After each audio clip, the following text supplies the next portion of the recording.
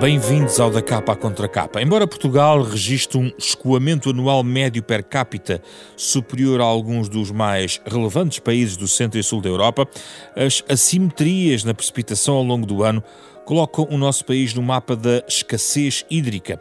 Ao agravamento previsto nos cenários climáticos juntam-se desafios, como os das perdas de água, que variam entre 30% a 50% nas áreas urbanas e agrícolas.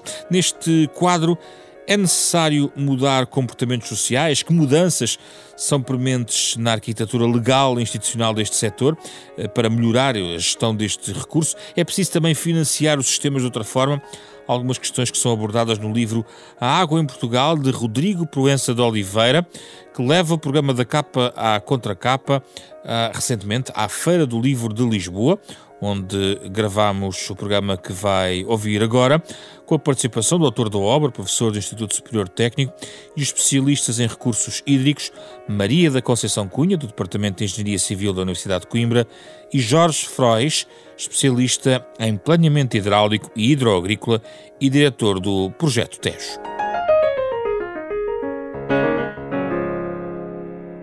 É uma conversa sobre este tema, o tema da gestão da água, que é aqui, Rodrigo Proença de Oliveira, muito centrado também na questão da escassez de água. Ao ler o livro, percebe-se que Portugal registra um escoamento anual médio per capita superior a alguns países do centro e até não sei se do norte, mas pelo menos do centro da Europa. Isto não é um pouco surpreendente? Pelo menos para mim pareceu-me surpreendente. Boa tarde. É verdade, isso é verdade. Realmente em Portugal, em termos médios, chove e escoa uma quantidade razoável de água. Nós, em termos médios, temos uma boa quantidade de água. Agora, o que se passa é que essa quantidade de água que está disponível, em média, não está disponível de forma distribuída, equilibradamente, no norte e no sul do país e nos vários tempos. Portanto, nós temos anos em que chove muito e anos em que chove pouco, e temos depois uma sazonalidade muito acentuada, chovendo sobretudo em novembro, dezembro e janeiro e pouco no resto do ano. Isso faz com que nós temos frequentes situações de falta de água, sobretudo no sul do país e em certos anos. Para quem não conhece a terminologia, estamos a gravar o programa Da Capa à Contra Capa, aqui nesta Feira do Livro. Falar em escassez de água é diferente de falar em seca. Quer explicar? É verdade. A seca é um fenómeno temporário que ocorre quando os níveis de precipitação e de disponibilidade de água ficam abaixo de um certo limiar de referência. E, portanto, a seca é um fenómeno que mais cedo ou mais tarde termina. A situação de escassez é diferente. É uma situação mais crónica, em princípio de origem criada pelo homem, quer porque o consumo de água, as nossas necessidades de água se aproximaram das disponibilidades de água, quer, hoje em dia, devido às alterações climáticas, com uma redução das disponibilidades hídricas. Portanto, temos aqui dois fatores que estão a contribuir no sul da Europa para uma situação de escassez, em que a procura de água, para os vários usos que fazemos dela, se aproxima das disponibilidades que existem. E essas assimetrias que estava a falar vão agravar-se naturalmente com os cenários climáticos que nós conhecemos? Sim, a perspectiva, as projeções climáticas que existem em relação à temperatura são relativamente claras, ou seja, um aumento da temperatura é expectável. Em relação à precipitação, há uma maior incerteza, mas há uma coisa muito clara. No sul da Europa há uma tendência de decréscimo da precipitação média e depois há uma tendência muito acentuada de variabilidade, de aumento da variabilidade. Portanto, nós vamos ter fenómenos extremos de precipitação mais agudos e depois períodos de seca mais prolongados. E isso é um problema grave, é um desafio muito importante para a gestão da água, porque nós vamos ter necessidade de ter que enfrentar períodos de escassez mais longos e, portanto, teremos que ou reduzir as necessidades, ou a procura de água, ou encontrar formas de armazenar essa água. E, portanto, isso é um desafio que... A água já é escassa, mas também a perdemos. Qual é a dimensão da perda em Portugal? Repare, nós perdemos muita água, quer no setor urbano, portanto, no abastecimento de água às populações, nas redes de abastecimento de água dentro das nossas cidades, quer depois nos sistemas de rega. Nós temos, em ambos os casos, bons exemplos de gestão de água, cidades e perímetros de rega onde essa gestão da água é feita de forma muito eficiente, mas temos infelizmente casos em que as perdas são muito avultadas. E sobretudo no setor agrícola. O setor agrícola, também no setor agrícola. O que acontece é que o setor agrícola é responsável por 70% do uso da água. É natural que seja assim, não estamos aqui a demonizar o setor agrícola. É normal que o setor agrícola gaste 70% do consumo de água. E obviamente que 40% desse grande volume de água é muita água, né? No setor urbano é preciso também trabalhar, só que realmente é uma percentagem sobre um valor mais pequeno e, portanto, enfim, não é tão crítico assim, mas é preciso trabalhar nesse sentido. Estabelecidos agora estes dados, a pergunta para a ronda, começando pelo autor, tem a ver o que fazer em relação à escassez de água. Há um conjunto de conclusões, recomendações no final do livro, que podem comprar aqui para ler com atenção, mas regra geral, em termos globais, o que diria que seria a prioridade em termos de políticas para enfrentar a escassez hídrica? Eu acho que o importante, e foi a ideia do livro, é que o desenvolvimento económico do nosso país depende da água. Assim como nós discutimos se vamos ou não investir num novo aeroporto, se vamos ou não investir em educação, se vamos ou não investir em qualquer grande infraestrutura, a água tem que estar no centro dessa discussão sobre o que é que nós pretendemos para o futuro.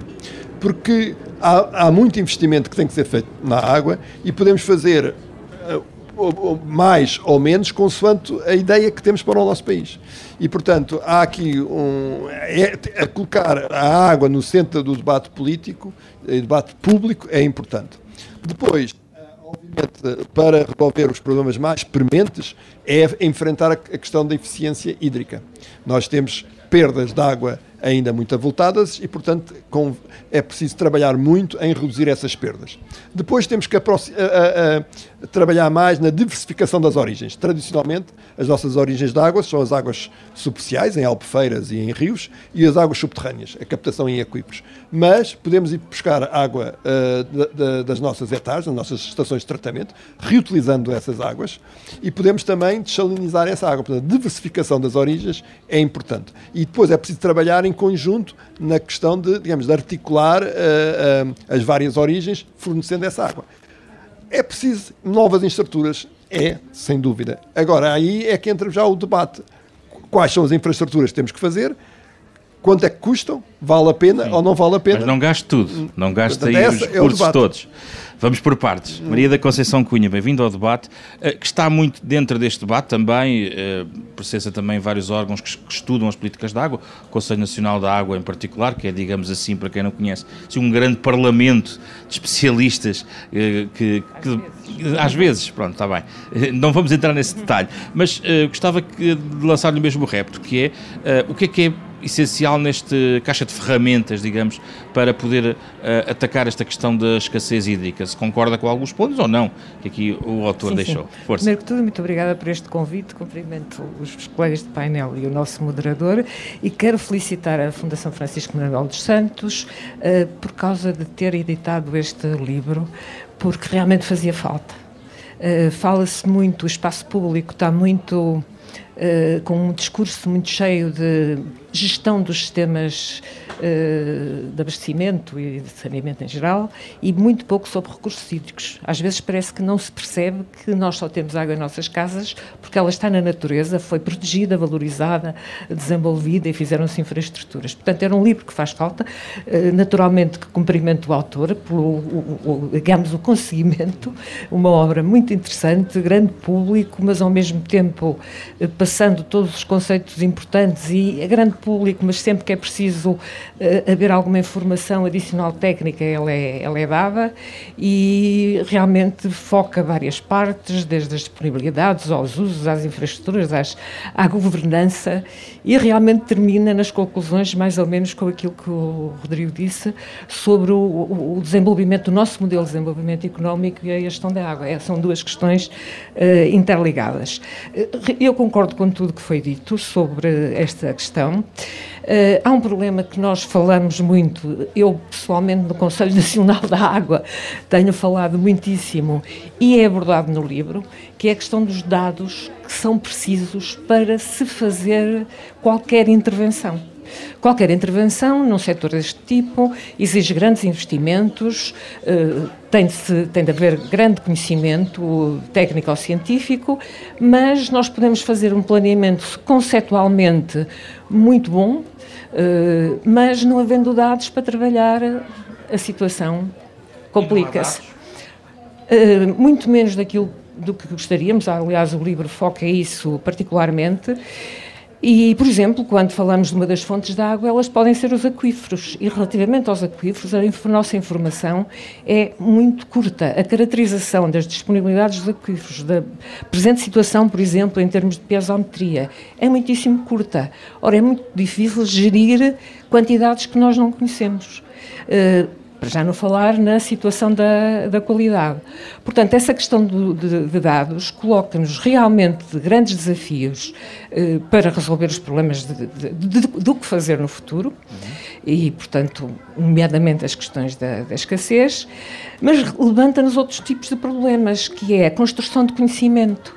Por exemplo, a impossibilidade de termos séries longas de uma série de variáveis hidrológicas impede-nos de usar, por exemplo, as técnicas analíticas de extração de informação de dados, que agora estão tão em voga, para procurar tendências, padrões, e, portanto, não temos essa possibilidade. Está a dizer é que a inteligência artificial está limitada pela ausência desses dados? Data mining, big data, todas essas... Está limitada por acaba por estar, dados. Já para não falar em situações em que temos colaborações internacionais, somos professores universitários, portanto, estamos em projetos e, por vezes, sentimos-nos tremendamente mal quando damos um caso português como estudo de caso, depois temos dificuldade em fazer as aplicações de técnicas desenvolvidas por grupos de ponta a nível mundial, mas que nós não temos dados para as conseguir aplicar de uma forma fidedigna. Eu fui confrontada com essas situações várias vezes em projetos europeus, por exemplo. Portanto, a questão dos dados é fundamental para tudo. E que outra área gostaria de sublinhar? Desde as perdas da água, o setor agrícola, por exemplo? As perdas da água, nós sabemos que, de facto, temos redes, e temos, por exemplo, o caso da EPAL, aqui em Lisboa, que é extremamente significativo na qualidade do serviço que tem, ganhando imensos prémios internacionais, mas depois temos outras empresas da água que não conseguem um desempenho razoável no que diz respeito às perdas. Aliás, vimos no Algarve um dos grandes problemas, apesar de já ter havido várias tentativas no sentido de haver financiamentos para se diminuir as perdas dos sistemas urbanos, isso não foi feito. Nos sistemas de irrigação temos a mesma situação. É verdade que na agricultura temos evoluído imenso, a eficiência aumentou imenso, mas na realidade ainda temos regadios bastante antiquados, que são de outra época, em que a questão da água era mais a questão da energia que estava em causa do que a questão da água, e portanto aí chega-se a ter perdas à volta dos 60%. Portanto, é também um problema complicado. Deixe-me ouvir Jorge Frois sobre este tópico, sobre como é que podemos responder à escassez de água em Portugal. Não sei se quer ir já à questão agrícola, que também tem trabalhado ao longo dos anos. Posso-me ficar aí para as questões gerais para já. Os parabéns ao professor Rodrigo Oliveira. É muito importante o livro que ele fez, porque só nos fóruns muito técnicos é que nós discutimos estes números. E este livro é para o público. E em vez de estarmos a ouvir permanentemente há muita água, há pouca água, há seca, ali tem números, tem milhões de metros cúbicos, tem quando, se é de inverno, se é de verão, se é no norte, se é no sul. Acho que é um livro, apesar de ser muito pequenino, o que é bom, é muito concentrado e tem todos os dados que o público em geral pode ler e lê-se com facilidade, eu já li, portanto percebe-se bem o que lá está. Portanto, no fundo é passar para as pessoas a informação que muitas vezes não existe. Acho que é importantíssima esta publicação que a Fundação fez. E parabéns ao professor Rodrigo, realmente pelos dados que lá tem, não é? Um segundo aspecto, antes de entrar na parte agrícola, um modelo de governança da água, falámos há bocado o que é que devia acontecer. Eu considero que se devia voltar atrás ao tempo do INAGUA, ou seja, a água é tão importante hoje em dia que não devia estar misturada na APA com outras atividades, com o carbono, com o ambiente e por aí fora. Devia ter um instituto próprio, como já houve, o INAGUA. A Autoridade Nacional da Água é o que... Não, porque a APA é a autoridade, mas é a autoridade de muitas coisas. Autonomizá-la. Pois, metida no Ministério do Ambiente, que até lá tem um metropolitano, não é? Portanto, a água devia ser autonomizada, haver um instituto qualquer, uma agência qualquer, que fizesse este planeamento, que é fundamental. No século passado, havia o planeamento feito pela Direção-Geral dos Recursos Hídricos, e depois pelo INAG, e depois por aí fora, havia um planeamento a longo prazo. os tais transvases do Douro para o Tejo, o Alqueva, o Alto e o Baixo Alentejo, tudo isto era planeado a longo prazo e vai-se fazendo. Isso morreu. Portanto, não há planeamento global, não existe. Portanto, era muito importante que existisse um organismo desses que pegasse nisso e então, sim senhor, o que é preciso fazer? O que é que nós queremos para o país? Queremos mais agricultura? Queremos menos? O que é que queremos ou não? Queremos que infraestrutura é que se querem gastar? Onde é que se vai buscar a água? Mas com base numa infraestrutura, um INAG que pudesse juntar essas peças. Porque hoje em dia o Ministério da Agricultura, que é a Autoridade Nacional do Regadío, diz uma coisa. A APA, é a Autoridade Nacional da Água, diz outra coisa. Depois vamos, se calhar, para a EPAL e diz outra coisa. Quer dizer, cada organismo diz a sua coisa sobre a água, não está tudo centralizado. Acho que era fundamental. Em relação à agricultura. Eu, como sou agrónomo, sou um grande defensor da agricultura e sou um grande defensor da agricultura de regadio, que acho que é por aí que o mundo rural se desenvolve. Portugal desenvolve-se e vai se desenvolver, e temos o exemplo do Alqueva, temos o exemplo do Mondego, temos o exemplo da Lesíada Grande, quer dizer, todos os projetos onde eu participei. Portanto, para mim a água é o desenvolvimento do mundo rural. Começou a haver escassez, é uma realidade se nós analisarmos as séries. Já agora, há séries longas, desde 1800 e tal, para as principais cidades. Têm que ser trabalhadas, que existem na bibliografia, desde 1860 para Lisboa, Évora, Beja, Faro e para o Norte, há séries de mais de 150 anos. Têm que ser trabalhadas pelo Instituto Nacional de Meteorologia, e tanto, porque já é recolher esses dados. Mas a agricultura, de facto, é o maior consumidor de água. Eu fiz um estudo sobre as perdas de água, sobre a eficiência da água, e cheguei à conclusão que no país inteiro a eficiência é de 75%, não é? Portanto, há regadios, de facto, com 70% de perdas, mas esses regadios todos juntos são 30 mil hectares e há 600 mil hectares de regadio em Portugal. Portanto, feita das contas, há mais ou menos... O livro fala em perdas de 40% a 50%. Não, algumas áreas, sim. Mas se for ver agora as perdas do Alqueva, e o Alqueva já é quase metade do regadio em Portugal, né? Portanto, aquela zona toda. Portanto, a eficiência... Agora, é preciso realmente aumentar a eficiência. À partezinho. Não há perdas de água. A eficiência. Quando a agricultura, quando a água vai para o terreno, não se perde, vai para o meio hídrico. Portanto, a água foi tirada de um poço, vamos admitir, rega uma oliveira e o que sobra vai outra vez para o poço. Portanto, não há bem para perdas de água nesse sentido que volta ao meio hídrico. O que acontece é que os sistemas são pouco eficientes, portanto a barragem, em vez de ter 1 milhão, tem que ter 2, e a conduta, em vez de ter 1 metro de diâmetro, tem que ter 2, por causa da eficiência do sistema. Não há propriamente perdas de água no meio hídrico. Agora, as soluções, não sei se quer falar sobre as soluções para a agricultura. Podemos começar por aí rapidamente. Para mim só há uma. Das duas, uma. Ou queremos fazer agricultura de regadio, ou não queremos fazer agricultura de regadio, e então a solução é o que está, vai-se abandonando lentamente. Por exemplo, eu estou ligado ao Mira, à Associação de Regantes do Mira, e cada vez realmente a barragem, que tinha 80 milhões de metros cúbicos ano, agora tem 25 ou 30, uma coisa assim qualquer. Portanto, acabamos com a agricultura. Ou se queremos manter a agricultura, temos que ir buscar outras origens, como muito bem diz o professor. O problema é que as outras origens, a salinização e as APRs, os esgotos urbanos tratados, correspondem a 2% do consumo total. Portanto, vamos falar da autoestrada da água? Não, vou-lhe falar de transvasos, com certeza. Ou seja, se formos ver a Espanha, falam muito da salinizadora da Espanha. A salinizadora da Espanha são 3% do consumo de água, e 3 ou 4%. E as águas tratadas, as APR, são 1 ou 2%. Portanto, é muito pouco em relação ao volume global. A única alternativa, eu digo isto que é assim, eu sou engenheiro, aqui falou a academia, não é? E é bom, é aí como baseio nos números deles, eu depois sou engenharia. A única maneira é passar água. Como o professor disse muito bem, a água no norte não há no sul. Temos que passar a água do norte para o sul. A água de inverno não há de verão. Temos que fazer barragens para guardar de inverno para distribuir de verão. Não vejo outra solução para manter este país. Deixe-me ouvir aqui o autor. Eu sabia que íamos chegar à autoestrada da água, que é esse projeto que toda a gente fala. Já agora, o projeto, para quem não conhece, é basicamente fazer um transvase do Douro para o sul, para o Alentejo. Sim, o que se chama a autoestrada da água até já está parcialmente feito, não é? Porque já há uma ligação entre o Douro e o Tejo, através das duas barragens que é Sabugal e Meimoa. Depois do Tejo é preciso trazê-lo para o Guadiana e, portanto, depois passavam para o Guadiana.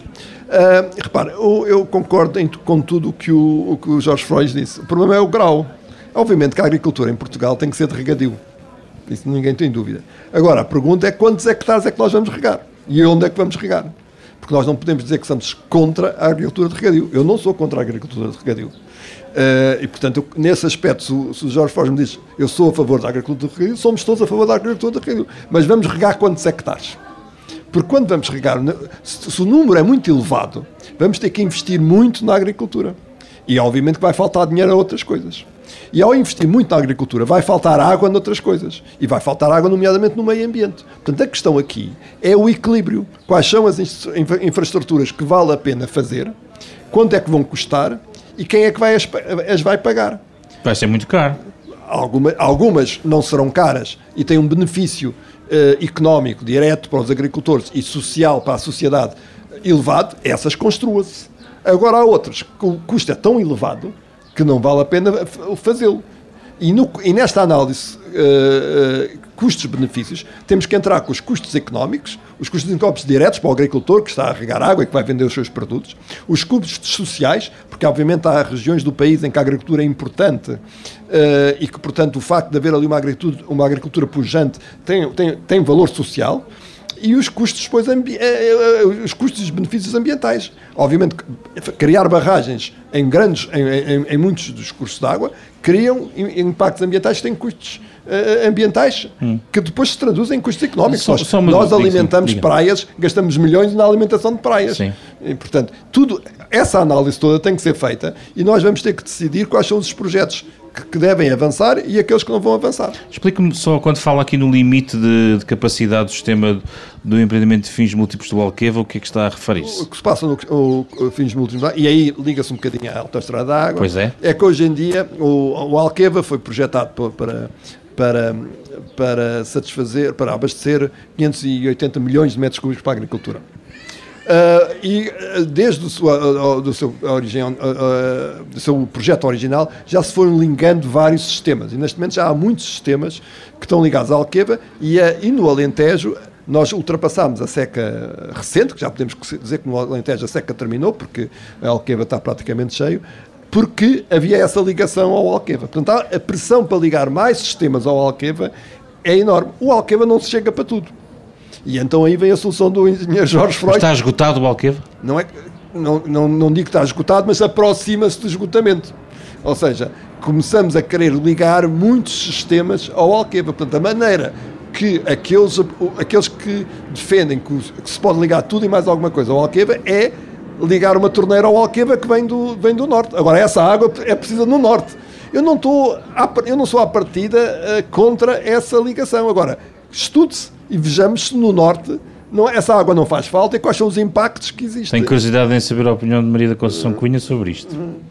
Eu diria, não sei se está aliado. Sim. Eu diria que, à partida, teoricamente, todas as opções devem estar em cima da mesa, mas há que estudá-las.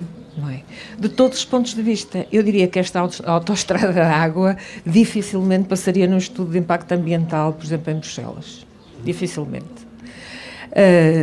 É verdade que nós já temos alguns transvases e estão previstos mais alguns transvases, mas tudo numa escala diferente, em que realmente os impactos ambientais não sejam tão significativos. E depois temos uma situação. O Douro tem a sua atividade económica.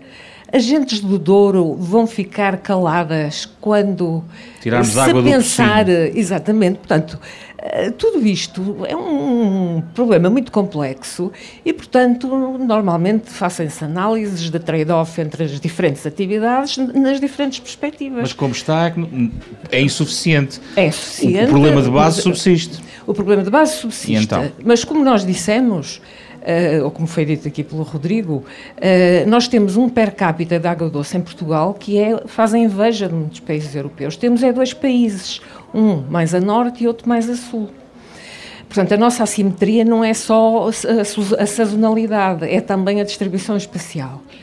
Mas têm vindo a ser conseguidas soluções para diferentes sistemas, nomeadamente estão previstas agora várias para o Algarve, para o Tejo-Sado, para Trás-os-Montes, que também tem alguns problemas, Viseu, que vai ser também pendurada no Douro-Paiva, enfim, temos uma série de transvases ou pequenos transvases previstos para resolver situações.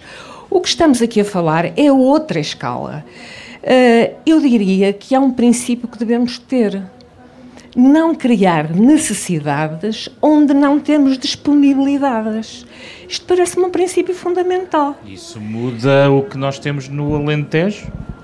Ou seja, no Alentejo fizemos o Alqueva, como nós sabemos, a nossa situação com Espanha não é uma situação fácil, não é? Já lá vou. Pronto, mas podemos já começar a falar disso. Portanto, o Alqueva decorreu de uma longa negociação, que já vinha do passado e que depois com a Convenção de Albufeira, em trocas com a Espanha, mas neste momento vamos ter novamente problemas com a Guadiana. E, portanto... Mas se não temos disponibilidade, o Alqueva está na situação descrita, já não vou dizer que está esgotado, não vou dizer, que já disse que não era bem assim, mas... Sim, se não há disponibilidade, desse ponto de vista... vai ter naturalmente que mudar o paradigma agrícola no Alentejo. Ou estagnar como está. De pensar, por exemplo, nós temos o aquífero Tejo-Sado, que já tem pendurado desde há muitos anos uma enorme atividade industrial. Neste momento está a ser requisitado também para a agricultura, mas também está a ser requisitado para um enorme desenvolvimento turístico. Em que é que ficamos? Onde é que se devem fazer os investimentos? Quando se quer alguma coisa tem de se pensar nisso. E, como foi dito, a questão dos impactos ambientais nas suas perspectivas mais globais, em que temos aspectos socioeconómicos e aspectos depois relacionados com as variáveis hidrológicas, com questões do solo. Por exemplo, um problema da agricultura em Portugal é a impossibilidade de a tutela sobre a água conseguir monitorizar as quantidades que são retiradas para regadio, em muitos casos, e a qualidade dos solos. Parece um segredo muitíssimo bem guardado. Eu tive essas dificuldades quando estive num desses projetos europeus, em que, claramente, e isso está relatado em alguns trabalhos da própria APA, e julgo que até está referido também no livro, em que há dificuldade de fazer essas avaliações. Portanto, é preciso ver que a agricultura usa água e usa solo. Certo. Os solos não podem ser exauridos. E nós estamos, neste momento, com um modelo agrícola, nomeadamente no Alentejo e no Algarve, em que tenderemos a exaurir os nossos recursos e também os solos. Não é por acaso, só para terminar isto, que os espanhóis que exauriram já portanto, tornaram o Parque de Onhanha, que era uma zona úmida classificada na Europa, a avisar Portugal, atenção, que podem estar aí num caminho parecido com o que aconteceu na Donanha. Portanto, a agricultura, sim senhor, é uma atividade económica importante, mas nós temos de ver todos os aspectos relacionados com o fazer-se certa agricultura. Jorge Frois tem ali um conjunto de coisas para dizer. Não perca os itens, porque o Rodrigo queria dar aqui só uma chega do que estava a ouvir. Era um comentário muito rápido. Muito rápido. Ao seu comentário de que temos que fazer algo para resolver o problema. Eu acho que o resolver as atuais usos de água é relativamente simples. Nós aumentamos a eficiência e resolvemos satisfazemos as necessidades dos atuais usos de água. A questão que está aqui, importante, e é uma questão que é onde é que nós vamos investir a água que temos disponível. E, portanto, onde é que nós vamos aumentar a agricultura onde? E em que quantidade? Essa é que é a questão. Não é a questão de, digamos, de encontrar novas soluções para a procura de água que já existe. Isso é uma discussão de que a sociedade toda tem que estar envolvida, porque é uma sociedade do modelo de desenvolvimento. E, Jorge Frois, estava aí a abanar tanta cabeça. Vamos lá. Lá ver. Junto ao microfone. Aqui, o primeiro aspecto, em termos agrícolas, que é a minha área, não é? O regadio em Portugal são 600 mil e, no máximo, pode duplicar para 1.200.000 hectares. Não é mais do que isso. O que mesmo assim ficamos atrás dos espanhóis em termos percentuais. Enquanto os espanhóis têm muito menos água que nós temos. É 1.200.000. O tal transvase que se fala, e não, depois vamos conseguir falar dos assuntos, mas para matar, entrar para desse assunto, há um transvase do Tejo, do Guadiana para o Sado, que é o Alqueva, onde os tais 620 milhões que têm licença, se calhar metade está aí para o Sado. Já há um transvase de 300 milhões, Guadiana, Sado. Portanto, e depois há esses pequeninos do Sabugal, vários transvases que há pequenos. Portanto, mas já há um grande transvase. O transvase que se fala, a tal autostrada da água, e que eu estudei, e houve outras pessoas que também estudaram, estamos a falar de 800 milhões. E eu gosto de pôr números, já que eu disse do princípio, gostei muito do livro do professor, porque tem números concretos, tem milhões. 800 milhões de... O que é preciso, é assim, a longo prazo, e para pagar estes tais 1.200 milhões de hectares, são precisos, no Alentejo e no Algarve, 700 milhões para o Alentejo a mais, além destes 600 que ela agora rega a partir do Alqueva, e para o Algarve são precisos cerca de 100 milhões. Isto incluindo as desalinizadoras que estão a fazer, são 800 milhões. Ora bem, o que a autoestrada prevê é tirar 3% da água do Douro, mas não é do Douro, é 2% da água do Coa e 1% da água do Douro do Pocinho, porque o Coa faz parte da bacia do Douro, mas este projeto do Coa está feito desde 1950, portanto, não é para o Tejo, é 3% da água do Douro e 3% da água do Tejo para passar para o Alentejo e para o Algarve. Naturalmente estes números, é o que o professor fala, nós não vamos, temos que perceber o que é que estamos a falar. São pequenos números em termos de volumes. Não vai penalizar em excesso o Douro? É isso que está a dizer? Não, sério, eu vou tirar 3%, não é? O Douro não tem propriamente consumos. E os custos todos que o Rodrigo Proença de Oliveira estava a sublinhar? Os custos, eu tenho esses custos. Então, diga lá. Não, quer dizer, valem o que valem. Diga. Foi feita uma análise com base nos custos do Alqueva, como trabalhei muitos anos no Alqueva. O Alqueva vai custar 3 mil milhões, no fim, 2,8 mil milhões é o custo do Alqueva. Foi feita uma análise com base nos custos dos canais, das estações elevatórias do Alqueva. O Transvase não faz novas barragens. Eu considero que as barragens existentes já chegam. O Castelo de Bode, para todo o Ribatejo e o Oeste, e o Alqueva para todo o Alentejo e Algarve é suficiente. O que são precisos aqui são estações de bombagem e canais.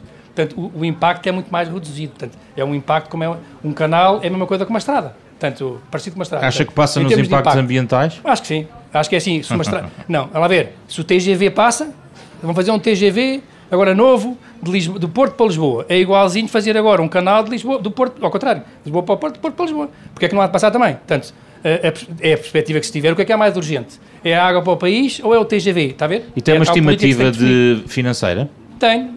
As pessoas podem dizer, foi feito e custa cerca de 1.000 milhões trazer água do Douro para o Algarve. Douro, Tejo, Guadiana e Guadiana Algarve. Custa cerca de 1.000 milhões de euros. Porque são canais e estações de bombagem.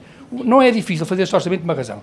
Estes canais são iguais aos grandes canais, ao canal Contorno Geral do Alqueva, que custa 30 milhões por quilómetro. E a estação de bombagem dos Álamos, que custou 40 milhões. Quer dizer, isto são coisas de obras desta natureza. É muito fácil fazer o orçamento macro destas obras, porque não mete barragens, nem mete nada disso. É realmente um alinhamento da água, em vez de de betão, não é? Ou de alcatrão, é um alinhamento de água com muitos quilómetros, mas que vai parando pelo caminho. Não é? Já agora, este transvase, como o professor disse, o transvase do Douro, Coa, para o Tejo já existe, ou o Sabugal.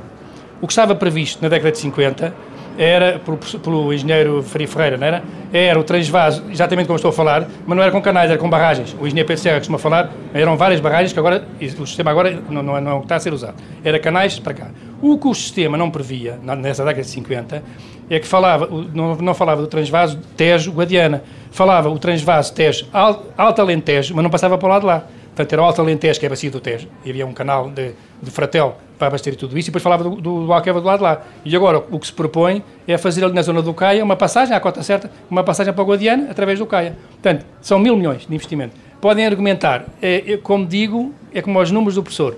Eu e as pessoas têm, há uma lista de preços com isto. Argumenta-se com base nesses preços e as pessoas depois têm a sua opinião. Para a última ronda, porque nós vamos daqui a pouco terminar, tenho dois desafios. Um tem a ver com taxas, gostava de perceber o que é que, na sua perspectiva, porque também está aqui no final uma referência a isso, o que é que vai mudar, o que é que pode mudar, o que é necessário mudar, e em segundo, um tópico que a professora já aqui sublinhou, que tem a ver com a relação com a Espanha e a necessidade ou não de rever o convênio e a convenção que temos e a forma como ela é aplicada, porque há de facto grandes desafios que também estão aqui no livro, rapidamente. Bom, sobre as taxas, obviamente que todos estes investimentos que o Jorge Frois fez e a manutenção das infraestruturas que nós temos exigem dinheiro e, portanto, a pergunta está como é que nós financiamos isso.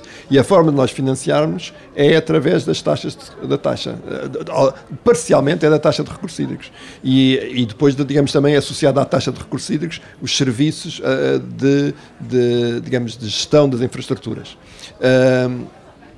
E, portanto... E temos que alterar o que é aí?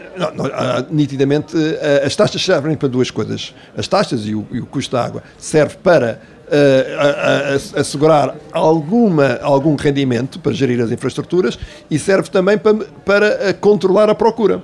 A pergunta que se faz é que vender a água a 5 cêntimos ou a 10 cêntimos o metro cúbico, como está a ser feito, por exemplo, na agricultura, como é que um agricultor pode tomar uma decisão racional? Obviamente que vai usar a água toda que pode. Quando a água, para lhe proporcionar aquela água, provavelmente custam 50 cêntimos ou 60 cêntimos. Como é que nós vamos promover a desalinização na agricultura ou o uso da água reutilizada, se a água que provém de um aquífero, praticamente não lhe custa nada. É preciso aumentar a taxa. É preciso aumentar a taxa de forma, tendo em conta os objetivos dessa taxa, como instrumento económico para controlar a procura e para, enfim, alocar a água para aqueles que mais precisam da água. Portanto, e Espanha? Espanha é uma questão que nós temos, obviamente, um acordo com a Espanha, já é muito antigo, os vários acordos são muito antigos, agora o último acordo é o acordo da Albufeira, que é até apontado em muitos fora internacionais como um bom exemplo a seguir. É um princípio, mas já realmente tem algumas lacunas. Uma das principais lacunas é que tem um esquema de exceção, ou seja, se chover menos que tanto, Espanha já não está obrigada a lançar um conjunto de volumes de água para Portugal e, portanto, isso tem que ser alterado para que, em situação de seca, continue a escoar para Portugal um volume que tem que ser acordado. Mas tem que ser urgentemente alterado. Tem que ser urgentemente alterado, e as notícias da semana passada era que as ministras de Portugal e de Espanha deram instruções à Agência Portuguesa do Ambiente e à Direção-Geral de Espanha para começar os trabalhos técnicos para... Vamos ver onde é que vai chegar. Há outros assuntos também para tratar, nomeadamente assegurar que, por exemplo, no Tejo não temos apenas um volume mínimo de uma semana, mas temos volumes mínimos ao nível do dia. Portanto, e há outros assuntos também. Nos anos mais úmidos, a Espanha podia lançar para Portugal volumes superiores. Portanto, há aqui um conjunto de aspectos que têm que ser acordados e tem que ser, e é preciso ter também em linha de conta a ideia de que os valores que estão atualmente em vigor são valores provisórios, porque falta fazer um estudo conjunto sobre, digamos, os caudais ecológicos que são necessários em Portugal e no estuário dos rios em Portugal, para depois definir, com base nesses estudos de caudais ecológicos, quais são os volumes que têm que vir de Espanha. Como já falou de Espanha, não sei se quer falar também de Espanha, mas sobre as taxas também gostava de ouvir. Menos sobre as taxas. Então vamos só lá. Para falarmos em racionalidade de investimentos, só um número que está num relatório do Conselho Nacional da Água, num relatório bastante recente.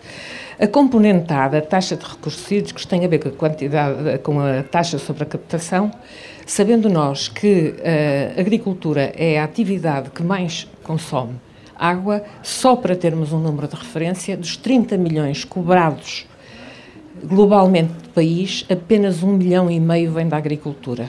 Portanto, isto diz tudo relativamente à racionalidade e àquilo que é preciso fazer.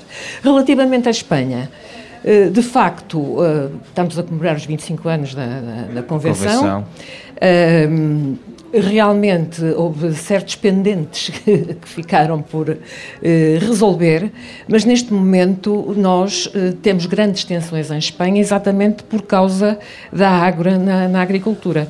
Não é por acaso que os espanhóis supostamente estão a querer comprar água a Portugal vinda do Alqueva. Isso acontece no momento em que está prevista uma intervenção a partir do Pomarão para fazer um transvase para Odeleite. Isto vai ser um momento de grande tensão entre Portugal e Espanha, porque realmente Portugal é um país unitário, mas a Espanha é uma federação. É um país de autonomias, em que as autonomias cada vez são mais autónomas. E a Andaluzia tem uma grande aptidão por água, e apesar de já ter desfeito Donanha, e apesar da Ministra da Transição Ecológica aconselhar Portugal e o próprio Presidente da Junta da Andaluzia aconselhar Portugal para o que estamos a fazer no Algarve, o que é certo é que o regadio em Huelva querem que seja duplicado, portanto estão a pedir 100 hectómetros cúbicos anuais a Portugal, supostamente comprados. Portugal parece que não ouviu bem, mas o que é certo, só para terminar, é que ainda recentemente estive numa reunião em que os gestores do Guadalquivir e da agricultura na Andaluzia estão a tomar uma atitude soberanista, ou seja, entendem que eles é que são os donos da água, porque a bacia é essencialmente gerada a água em Espanha.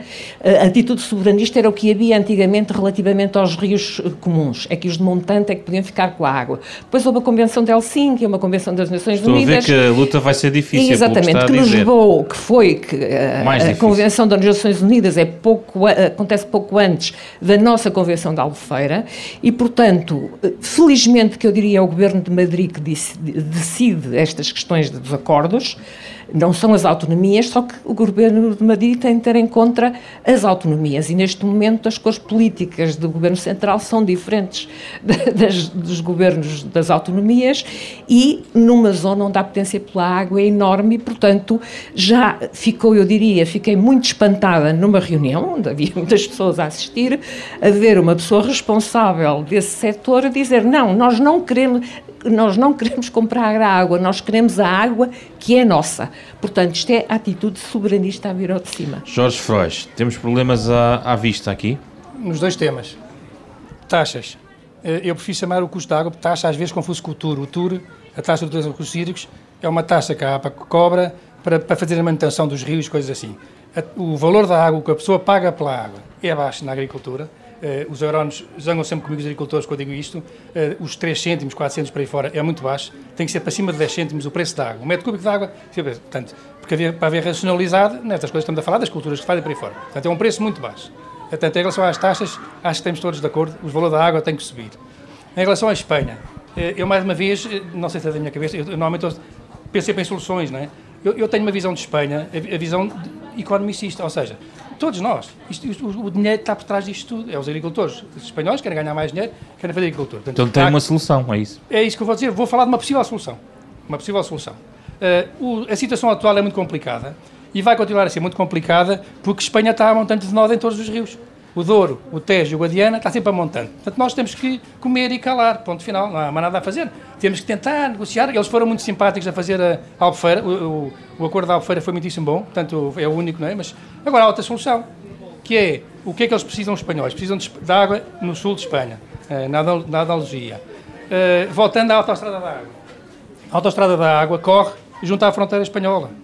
Do lado do Douro, nós temos o Pocinho do lado de cá, do lado deles, do Douro, têm grandes barragens.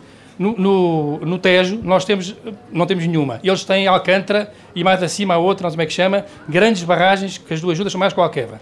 E no Guadiana, eles têm também a barragem de Serena, La Serena, que é quase tão grande como a Guadiana. Ou seja, se uma autoestrada da água funcionar como uma investidura interreg, que é inter-regiões, eu por acaso já estive na CAP a apresentar essa solução, onde quer portugueses, quer espanhóis ponham a água, ou seja, os espanhóis metem a água de Alcântara então, se eles não querem pôr água, não querem deixar a água correr? Isto é porque as autonomias está-se a falar, que a Andaluzia não tem este caso. Agora, quem manda, digamos, o país, portanto o Estado, é que há barragens no Douro, há barragens no Tejo, há barragens no Guadiana, do lado de Espanha. Depois eles podem transferir do Guadiana deles, de La Serena, para a Andaluzia através de um canal, por exemplo, Portugal. É uma solução, está a ver? Porquê que vão de fazer isso? Porque é que vão fazer? Precisam da água. E é a única maneira de Portugal ter argumentos para ter peso agora de negociação perante Espanha. Porque de outra maneira, a Espanha nunca vai ceder. Só quando nós tivermos peso perante Espanha negocial, fazendo alguma coisa dessa, é passar por cá. Porque quem está jusante tem sempre essa dificuldade. Não, agora se nós, repare, se eles libertarem a água em La Serena, metem num canal para Portugal do Alentejo e vão apanhá-la na Andaluzia, para onde é que passa a água? Para Portugal. Temos peso negocial. Então, essa é uma solução. O Rodrigo vai fechar então o debate. Essa era a solução do livro branco da água de espanhol de 1990, não é? E foi chumbada pelas autonomias em Espanha. E agora nós vamos oferecer a nossa água. Não é a nossa, é a deles, é as barragens deles. Enfim, mais uma vez a minha posição é que estude-se tudo, claro. mas e temos que discutir os vários aspectos e é uma discussão que não pode ser estar nos meios técnicos. Isto tem muito de política, tem muitos ecologistas, claro. Tem muitos da atividade económica e todos têm que participar nesta discussão e é por isso que este livro eu acho que enfim, foi um contributo para lançar essa discussão ou pelo menos dar alguns dados, outros poderão dar outros contributos e em conjunto discutirmos, porque isto não é uma questão da água, isto é uma questão do desenvolvimento económico do nosso país. Foi o debate gravado ao vivo na Feira do Livro de Lisboa a propósito do livro Água em Portugal, de Rodrigo Proença de Oliveira, também com os especialistas Maria da Conceição Cunha e Jorge Frois neste debate especial, que teve assistência técnica de José Ferreira, ainda com João Campelo, Ana Marta Domingos e José Pedro Frazão. Programa na íntegra na versão podcast, nas plataformas digitais habituais, com o genérico original do pianista Mário Lajinha. Regressamos na próxima semana para outro debate.